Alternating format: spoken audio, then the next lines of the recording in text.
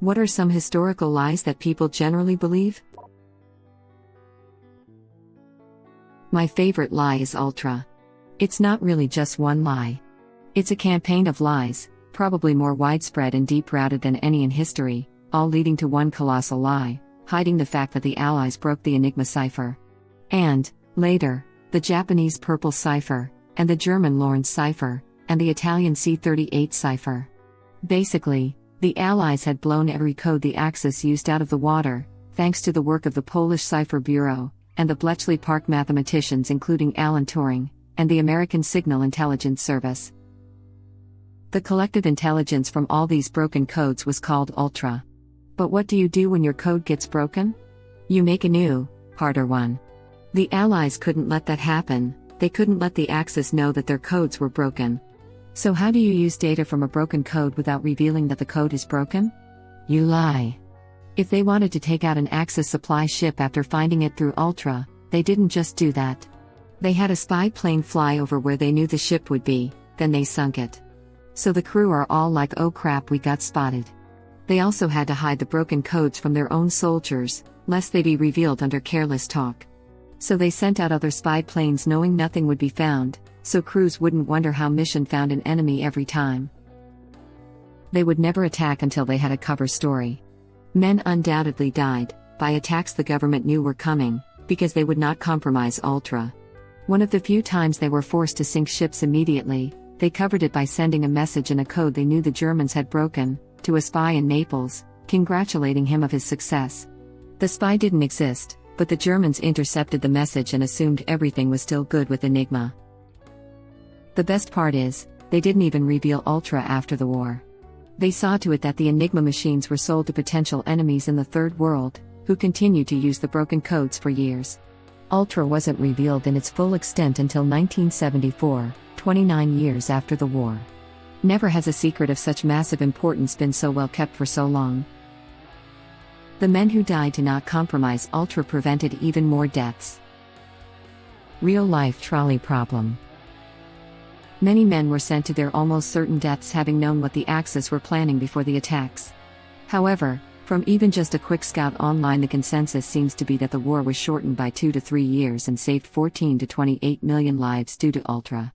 Edit: if people haven't been to Bletchley Park, it's well worth a visit after the COVID crisis is over. Bletchley Park is amazing. We spent a day there a few years ago and didn't get around to see everything. Definitely somewhere I'll be going back to when it's open again. And if anyone finds this topic extremely interesting, then the code book discusses this in length and is very well written. Never has a secret of such massive importance been so well kept for so long. That we know of anyway. Salieri and Mozart actually got along quite well. If they did have a rivalry, it was merely professional. Salieri didn't promise his chastity to God, or if he did, he didn't follow through because he got married and had kids. Salieri didn't have to manipulate the emperor to earn favor with him. He was a well-respected composer, and one of the richest men in the country at the time. Amadeus is a great film, but it's a good thing that it doesn't start with based on a true story. At least it's honest. I'm looking at you, Braveheart. Braveheart, the story of an American pretending to be an Australian, pretending to be a Scotsman, pretending to be Jesus. That Cleopatra was some sort of otherworldly beauty who mesmerized every man she met. Ancient historians were more impressed/scandalized by her intelligence and ability to manipulate as easily as she breathed, and it wasn't until centuries later that she began to develop this reputation as a sexy seductress. Cleopatra's ancestors were big fans of incest. The 16 roles of her great-great-grandparents were filled by just 6 individuals, and members of the Ptolemaic dynasty had a reputation for being odd-looking. Cleopatra, reportedly, was above average looking compared to others in her family, but according to historians like Plutarch, the general consensus was that her beauty was in itself not altogether incomparable, nor such as to strike those who saw her. Also, that Cleopatra was Egyptian. The Ptolemaic dynasty were the descendants of Macedonian Greeks. Ptolemy, who founded the dynasty, was one of the generals of Alexander the Great and took Egypt when Alexander died and his empire split apart. As you indicated, the Ptolemaic dynasty was super into inbreeding to maintain bloodlines. They rarely married outside their family, and when they did, they brought in Macedonian or Greek nobility to marry. There's some speculation that Cleopatra may have had some Syrian blood from several generations prior, but she was almost entirely Greek. She was the first of the Ptolemaic dynasty to actually learn how to speak Egyptian, which was notable. They family ruled Egypt for almost 3 centuries, and it wasn't until the last in the dynasty that any of them bothered to learn the language. It endeared her to the Egyptian people, and they saw her as one of their own. Ethnically speaking, though, she was Greek. Totally blew my mind when I learned that reading about Alexander. Really, it blows my mind every time I find about another dynasty that's a different ethnic group than the ruled. Well, technically the Windsors are Germans ruling Brits, Saxe-Coburg-Gotha, and the current Norwegian royal family is from Germany too. Swedish royals are from France, Bernadotte. Personally, I think the kingdoms are the most fascinating part of the breakup of Alexander the Great's empire. For over 2 centuries, descendants of Greek generals ruled kingdoms in Afghanistan and India, introducing Hellenic art and language to a very far-flung part of the world. Some fun facts: Indo-Greeks likely played a key role in the development of Mahayana Buddhism, one of the main branches of Buddhism. Greco-Buddhist art is believed to have produced the first representations of Buddha in human form. At the time it fell in 10 AD, the Indo-Greek kingdom in the Punjab was the last part of the world under Hellenic rule. Web link. That Marie Antoinette proclaimed "let them eat cake." In reality, it seems to have emerged from a short anecdote in an autobiography published by French, edit, Genevan-born, philosopher Jean-Jacques Rousseau, and is frequently misattributed to her.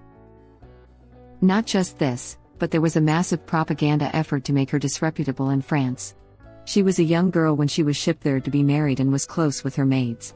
The fact that she was Austrian alone had the populace against her. There were many flyers and posters made of her having sex with her maids, which were distributed freely. The French really were not big fans. Her last words were, "I'm sorry, I didn't do it on purpose." She stepped on the executioner's foot, so that's what she was referring to, but honestly it can sum up her whole life. She got married at 14 and lived the life French queens were supposed to, which is completely decided for you. It says so much about how she was treated. Here she is, about to be killed publicly after already being humiliated repeatedly, and she apologizes to her executioner for accidentally stepping on his foot. Poor girl deserved a hug. Louis XVI also had no mistress, which usually would be blamed for any unpopular decision by Louis. You couldn't blame the king, of course, so you needed a scapegoat. That left Marie Antoinette as the prime target for criticism and propaganda. Combine it with the most important families of the realm being pissed at the royal dynasty, an upcoming state bankruptcy, and a few other factors, and you get history. Yes. There was also some evidence that sex may have been painful for him, and combined with his shyness, that's why he and Marie took a long time, by royal standards, to have children, and likely why he didn't have mistresses as well. There's an excellent biography of her by Caroline Weber called Queen of Fashion that I absolutely loved. So we've been distributing smut of major political figures for centuries. Yeah. You know what she probably did say? Something along the lines of, "I'm sorry. I didn't intend to do that." As she accidentally stepped on someone's foot. As she was led to the guillotine. She probably wasn't nearly as nasty as French revolutionaries made her out to be.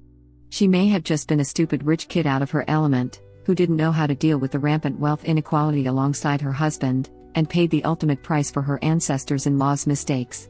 Edit, guillotine, not gallows. Wrong instrument of death. Also, the idea that she was completely oblivious to / unconcerned with the suffering of the French people is wrong. If I recall, it was a topic she often discussed with King Louis, and she voiced her desire to help the common people several times, and was involved in humanitarian projects.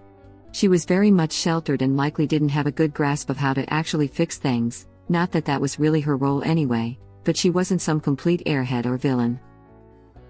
She is portrayed as willingly depriving her people from stuff, while in reality she lived a life so sheltered from the outside world that she had no idea what her people needed and whether or not they were hurting. I think that's how she's portrayed. I always heard that she was considered sheltered and out of touch. NASA spent millions on developing a pen for space. The Russians used a pencil. Suggesting NASA isn't very intelligent, they were perfectly correct to make a pen for space. A pencil would have released loads of tiny graphite particles during use, which would float around and interfere with electronics. NASA also didn't make the pen, Fisher did, and he developed it with his own money. NASA only bought it afterward, as did the Soviets. Also, apparently, Fisher wasn't making it for NASA. He wanted a pen that would write at any angle. It just so happened that it was also perfect for writing in low-gravity environments. I mean, he certainly sold the crap out of NASA using it, that's for sure. You can still buy Fisher Space Pens on Amazon. Here's a cheesy made-for-NASA model. Web link. Soviets used a grease pencil to avoid the same issue, and switched to buying the pen as well. Similarly, that super expensive military coffee cup that people were freaking out about a couple of years ago is actually necessary and saved the military money. Also, after the Americans developed the space pen, the Soviets adopted it and abandoned the pencil. That the Roman Empire fell in 476 AD and then it was the Dark Ages. In reality, a peasant living through 476 probably wouldn't have realized they were living through the end of one age and the start of another. The beginnings of feudalism had already started back during Diocletian's reign. Barbarians' war bands and barbarian Roman troops had been a fact of life for generations. The barbarian king who deposed Augustulus still considered himself a rightful representative of the empire, etc. In some ways, the fall of Rome was sudden and traumatic. The population of Rome itself absolutely cratered in the 400s, after all, but it was really more of a gradual, centuries-long transition than a fall. Also, the eastern half of the Roman Empire continued in an unbroken line until the Ottomans took Constantinople a millennium later in 1453. We call the Eastern Empire after the fall of the West the Byzantine Empire, but the people living in it at the time called it Rome and knew they had a history stretching back to 753 BC in Italia. Not to mention that at one point, the Byzantines had reclaimed huge portions of the Roman Empire, aside from France, Britain, and most of Iberia. Yup, under the Emperor Justinian I, the last Latin-speaking emperor, in the early to mid-6th century. His general Belisarius came very close to reuniting the entire empire.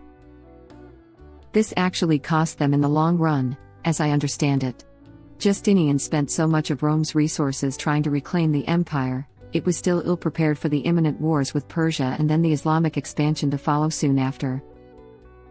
That was a factor, but Justinian's reign also saw the worst outbreak of Yersinia pestis, plague, that would hit Europe until the Black Death that hit Europe in the 14th century. What? We all know the town crier ran around saying the age ended laughing out loud. I'm sure they were so aware of global changes. Haha, good post. Extra. Read all about it. Antiquity ends with a whimper. Extra. Einstein got straight A's in school. They probably only say it to make kids feel better about themselves. The misunderstanding came because when he took math in grade school they graded from a 1, great, to 5, poor. They switched it a few years later so 5 was great and 1 was poor. I may be switching which metric was the former/latter, but that's the origin of the confusion. I thought it was that the German and Swiss used polar systems with one having 1 is best and the other having 1 is worst. A person mixed up the systems and that's where the myth came from. Hold on, let me see if I can find a source on this. Looks like you're right. His school switched their system. I wonder where the German versus Swiss thing came from then. Web link. Also, Einstein was bad at math. While he may not have been in the same league mathematically as someone like Gauss or Euler, he had to have been good enough to get through the math required for theoretical physics. I can't imagine what it would have been like to try and discuss mathematics with Euler or Gauss, or von Neumann. I always remember the quote about von Neumann. Von Neumann would carry on a conversation with my 3-year-old son, and the two of them would talk as equals, and I sometimes wondered if he used the same principle when he talked to the rest of us. That quote was from Edward Teller, one of the greatest physicists of the 20th century. Reading the Wikipedia article on von Neumann is like reading an article on Reed Richards, except he was a real person. Read that as Epstein and was like, this is a new one. It wouldn't kill you to put in some effort and improve your grades. Almost anything involving the Library of Alexandria. No, the Library of Alexandria was not the sole repository of knowledge in the ancient world. There were many other great libraries such as the one in Pergamum as well as many, many other collections. No, we did not lose countless important works that could only be found there. The library worked on copying works, and any important writings could easily be found in other libraries around the world. No, we wouldn't be living in a utopia if it didn't burn because it was the center of learning. The library was in serious decline for almost a century before it burned. When Ptolemy VIII banned all foreign scholars from Alexandria, they moved to other libraries, and as Ptolemaic rule became less stable and the position of head librarian became a political position, the prestige of the library faded. No, Julius Caesar did not burn it down on purpose. While he was besieged in Alexandria, his troops set fire to some ships on the docks and the fire accidentally spread. However, it is unsure of how much of the library was truly destroyed, as we know the mouse iron survived, and at any rate we know much was rebuilt later, with Mark Antony supposedly gifting some 200,000 scrolls to the library, and Claudius built an additional to it during his reign. No, the Christian Crusaders did not burn down the library because they hated knowledge. First of all, they didn't even attack Alexandria during the major crusades, they would during a later minor one. Besides, they would be almost 1,000 years too late, as the last recorded evidence of the library dates back to the middle of the 3rd century, and any vestiges of the library, which would have been a minor shell of its height as Roman and Greek scholarship had long moved to other centers. At any rate, what remained would have been destroyed during either Aurelian's attack of the city in 272 CE or Diocletian's in 297 CE. So everything we've been told is a lie. Brary. Thank you for watching. Please subscribe to be the first to know about Red Rabbit Reader's new videos. If you like our videos, please like them on YouTube and share them with your friends. We welcome your comments below. Press to start another of our videos.